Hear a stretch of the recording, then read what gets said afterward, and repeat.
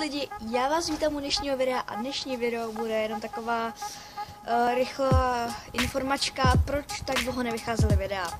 Takže za prvý, fakt se vám moc omlouvám, protože já jsem na to vůbec neměla čas, vůbec se mi ani do toho nechtělo. Když jsem chtěla natočit video, tak fakt jsem to musela točit 3krát, protože jsem furt něco vypínalo, furt se mi se kazilo. Takže teď vám jenom točím takhle rychle informačku a ochutnávka, jestli si myslíte, že jsem na to zapomněla, tak jsem na to fakt nezapomněla. Někteří, kteří sledujete Matese TV, už jste mohli vidět tu ochutnávku.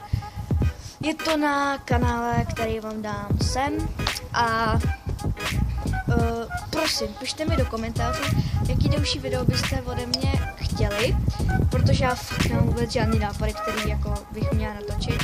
Vím, že jste spoustu challenge a takhle. A no tak tohle by bylo asi všechno. Jestli se vám video líbilo, dejte like, spíš taková informačka, napište nějaký ten komentář a od dalšího videa zas.